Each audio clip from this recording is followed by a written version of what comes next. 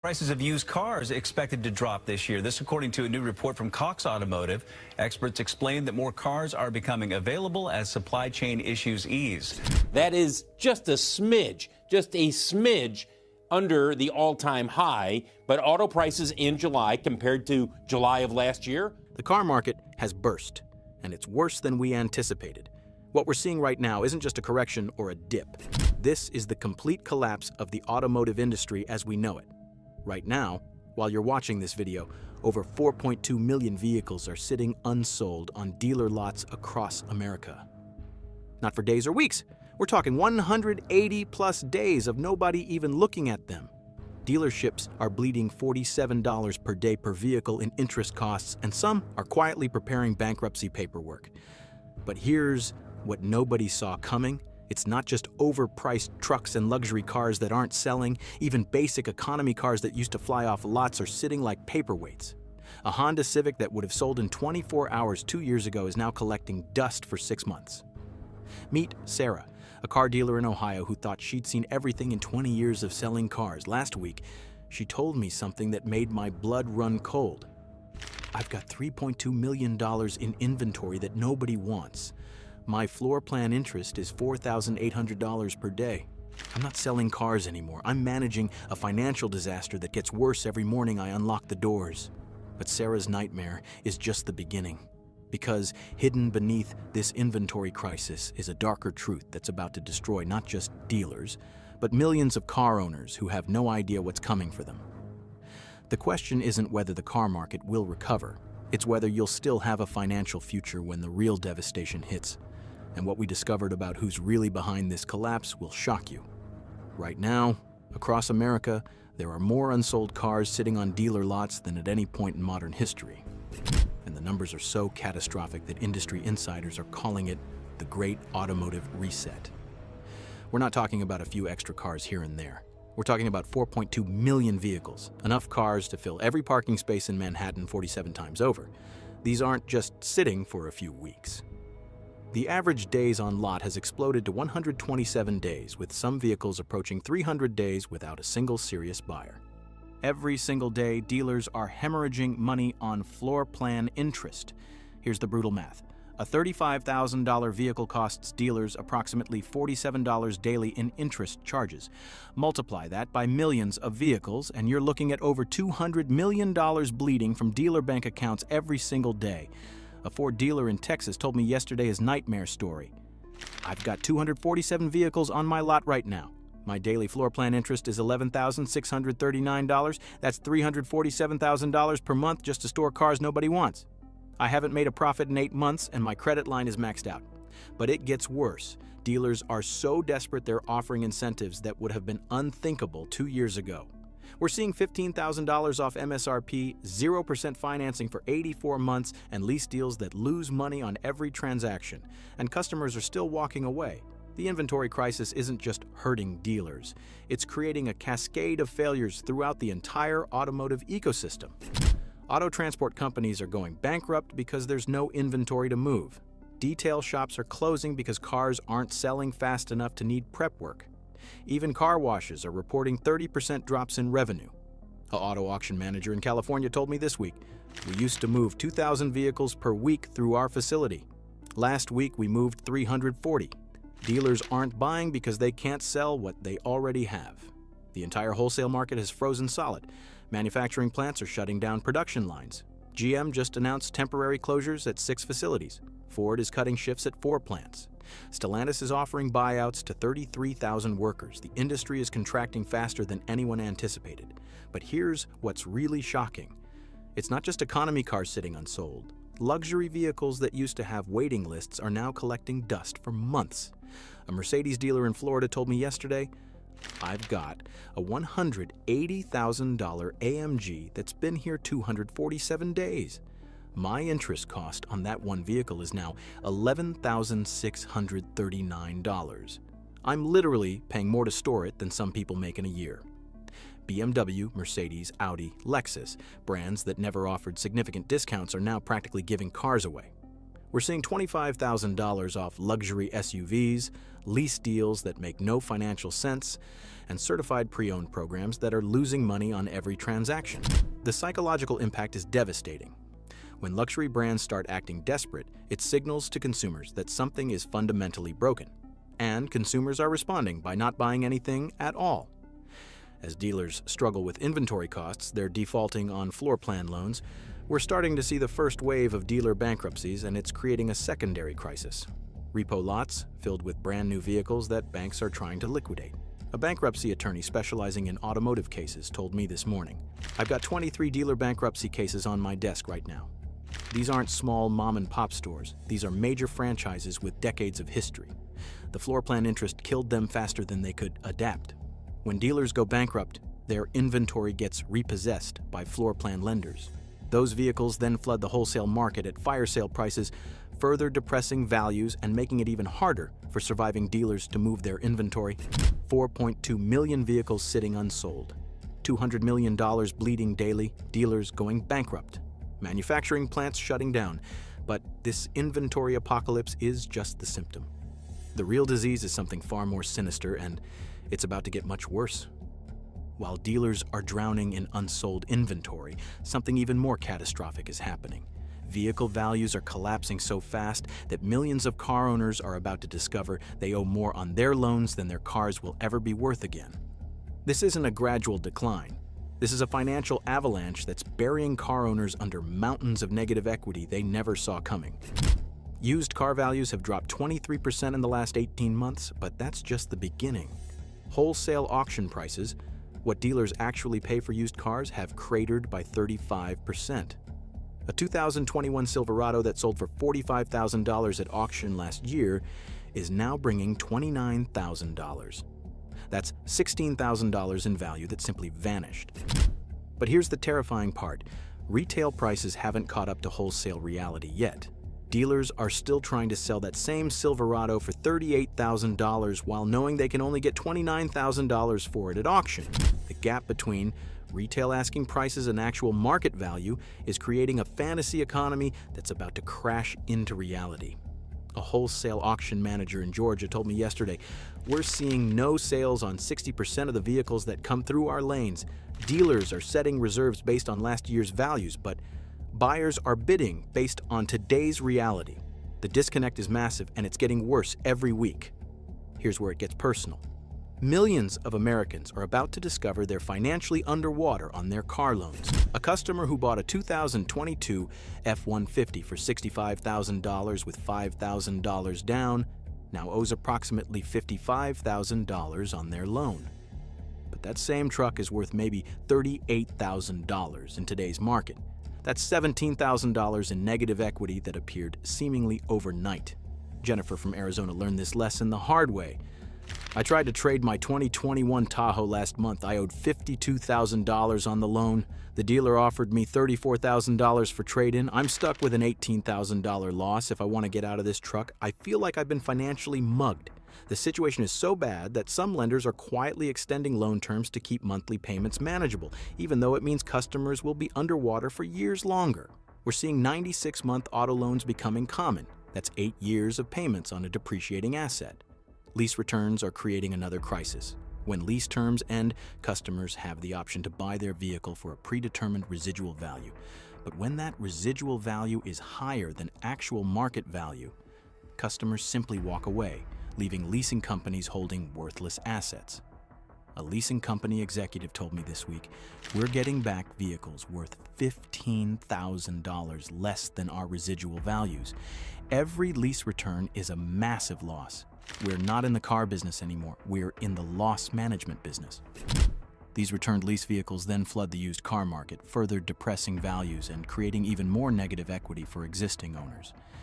It's a vicious cycle that feeds on itself. Dealers are using the value collapse to their advantage in the cruelest way possible. They're offering trade-in values so low that customers can't afford to trade, then using that captive audience to push expensive financing on overpriced inventory. A sales manager in Michigan told me yesterday, "Customer comes in owing $45,000 on their truck. We appraise it at $28,000. They can't afford the $17,000 negative equity, so they're stuck. Then we sell them extended warranties and maintenance packages because they know they're keeping that truck forever. It's financial entrapment disguised as customer service. Dealers are profiting from the value collapse by keeping customers locked into vehicles they can't afford to replace. The value collapse isn't just affecting car owners, it's destroying the entire used car ecosystem. Independent dealers can't make money when wholesale costs are unpredictable. Buy here, pay here lots are going bankrupt because their collateral is worth less than the loans. Even rental car companies are taking massive losses on fleet disposal. An independent dealer in Florida told me this morning, "I bought a 2020 Camry at auction for $22,000 3 months ago. Today, I can't get $18,000 for it retail. I'm losing money on every car I touch. This business model is broken, values collapsing, negative equity exploding, customers trapped, dealers bleeding. But the price collapse is just setting the stage for the real catastrophe, and it's about to hit the people who can least afford it." While everyone's focused on inventory and pricing, the real bomb about to explode is in automotive lending. The credit crisis brewing beneath the surface will make the 2008 financial meltdown look like a practice round. We're not just talking about a few bad loans here and there. We're talking about a systemic collapse of automotive credit that will lock millions of Americans out of car ownership permanently. Auto loan approval rates have plummeted from 85% pre-pandemic to just 62% today. But that's not the scary part. The scary part is what's happening to the loans that are getting approved. Average interest rates have exploded from 4.2% to 9.8% for prime borrowers, and subprime borrowers are seeing rates as high as 24.9%. A finance manager at a major dealership told me yesterday, "I'm seeing customers with 720 credit scores getting quoted 12% interest rates. 2 years ago, those same customers would have qualified for 2.9%. The lending market has completely frozen up." But here's the kicker. Even customers willing to pay these outrageous rates are getting rejected. Lenders are so spooked by the value collapse that they're rejecting loans on vehicles that might be worth less than the loan balance before the first payment is made. Repossession rates have increased 47% in the last 12 months, and that's before the real pain hits. When customers realize their vehicles are worth $15,000 less than they owe, many are simply walking away from their loans. Why make payments on a $50,000 loan for a truck worth $35,000? A repo company owner in Texas told me this week, "We're picking up 40% more vehicles than last year, and they're newer, more expensive vehicles. People are abandoning 2021 and 2022 cars because the negative equity is so massive. I've never seen anything like it. The repos are creating a secondary flood of inventory. Banks are dumping repossessed vehicles at wholesale auctions for whatever they can get, further depressing values and creating more negative equity for remaining borrowers." Subprime auto lending, loans to customers with poor credit, is experiencing a complete meltdown. Default rates on subprime auto loans have hit 11.2%, the highest level since 2009. But unlike 2009, there's no government bailout coming for auto lenders. A subprime lender executive told me yesterday, "We're not making new loans." Period. The combination of high default rates and collapsing values means every loan we make loses money. We're in survival mode, trying to collect on existing loans before they all go bad. When subprime lending disappears, it locks millions of Americans out of car ownership. These are often the people who need reliable transportation the most, workers who can't afford to lose their jobs because they can't get to work. Dealers make significant money on financing, often more than they make selling the actual cars. But as lending tightens and customers get rejected, dealers are losing their most profitable revenue stream. A dealer principal in California told me this morning, "Financing used to be 40% of our gross profit. Now it's maybe 15%. We can't get customers approved, and when we do, the rates are so high they walk away. We're not just losing car sales, we're losing our most profitable business." Some dealers are trying to become lenders themselves, offering in-house financing to customers who can't get bank loans. But this is incredibly risky. Dealers don't have the expertise or capital reserves to handle loan defaults on a large scale. As vehicle values collapse, insurance companies are facing their own crisis. When a financed vehicle is totaled, insurance pays actual cash value, but that's often thousands less than the loan balance. The gap insurance market is exploding as customers realize they need protection against negative equity. An insurance adjuster told me yesterday, "I'm seeing total loss claims where the vehicle is worth $25,000, but the customer owes $40,000. Without gap coverage, they're stuck with a $15,000 bill for a car they can't even drive. It's financially devastating." As more customers default on auto loans, credit scores are plummeting across the board. A credit counselor told me this week, "I'm seeing clients whose credit scores have dropped 150 points because of auto loan defaults. These aren't irresponsible people. These are working families who got trapped by negative equity and impossible payment terms. Lending frozen, repos exploding, credit scores destroyed, dealers losing their most profitable business. But all of this is just the setup for the final catastrophe, the one that will reshape American transportation forever. While dealers drown in unsold inventory and customers flee from impossible financing, the automotive manufacturers are facing their own existential crisis. Production lines are shutting down, workers are being laid off, and some of America's most iconic car companies are quietly preparing for bankruptcy. This isn't just about cutting back production. This is about the complete restructuring of an industry that employs 10 million Americans and supports entire communities across the Midwest. General Motors just announced the closure of 6 manufacturing facilities and the layoff of 18,000 workers. Ford is cutting production at 8 plants and offering buyouts to 25,000 employees. Stellantis is shutting down the Belvidere assembly plant indefinitely, putting 1,200 workers on the street. But here's what the press releases don't tell you. These aren't temporary shutdowns. These are permanent capacity reductions because manufacturers finally realize they've been building cars for a market that no longer exists. A GM plant manager in Michigan told me yesterday, "We built 2,400 trucks last month. Dealers ordered 800. We're literally manufacturing vehicles that nobody wants, storing them in overflow lots, and paying interest on inventory that may never sell. The math doesn't work anymore."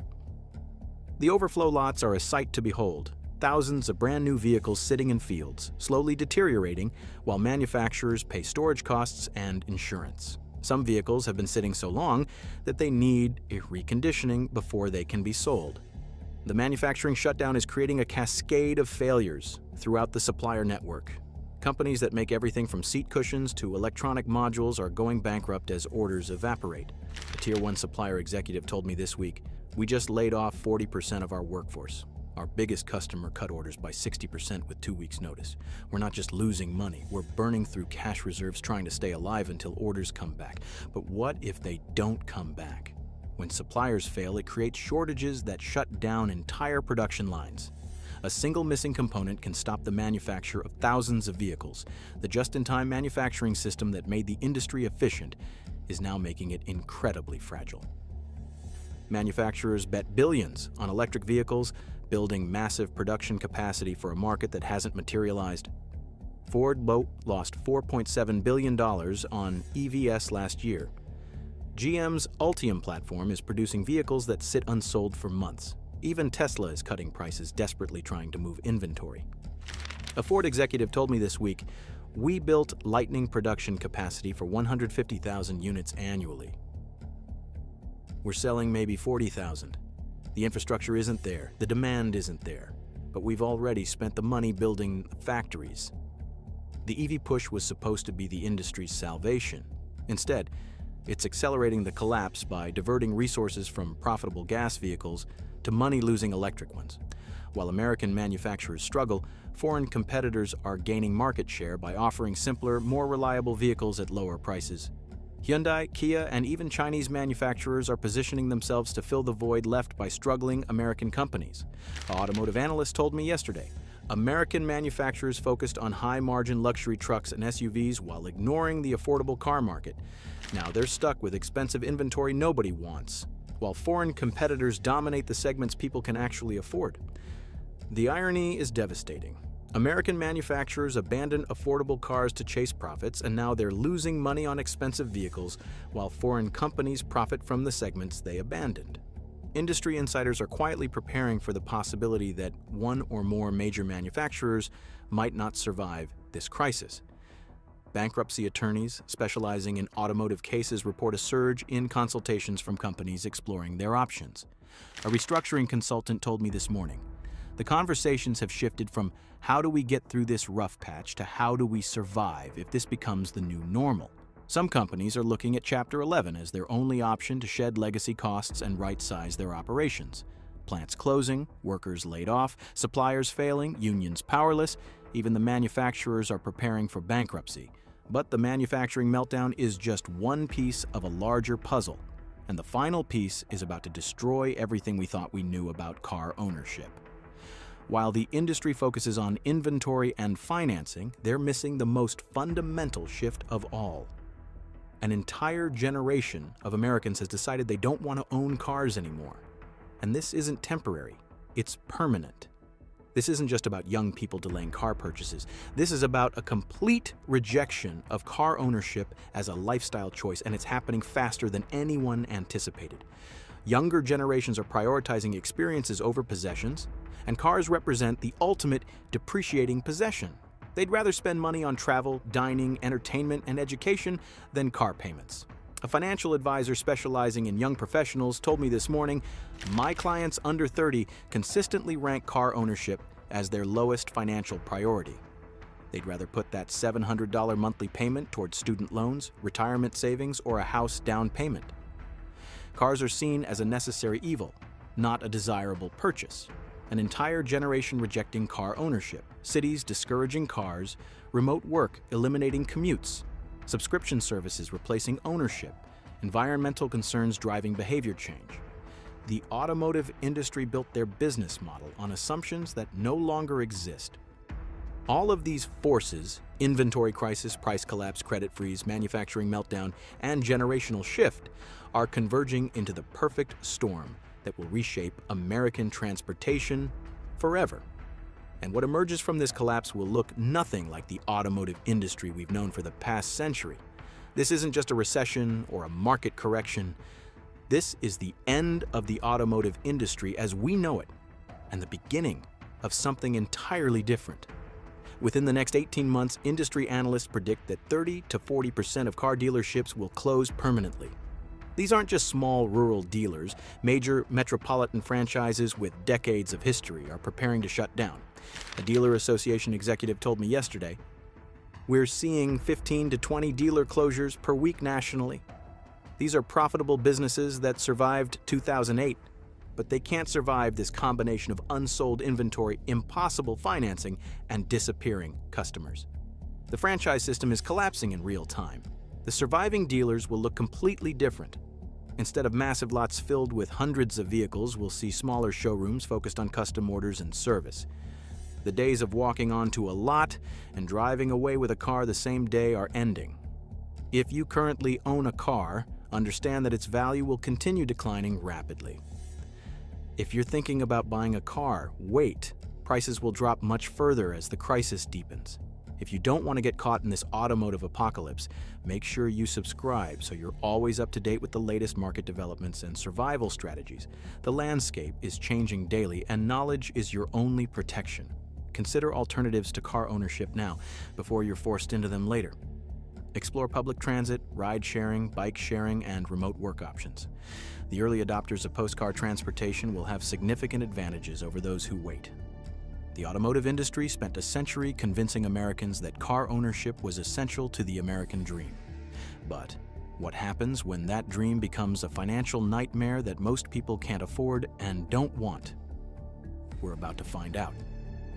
And the answer will reshape not just how we get around, but how we live, work, and build our communities for the next century. The car market didn't just burst, it exploded.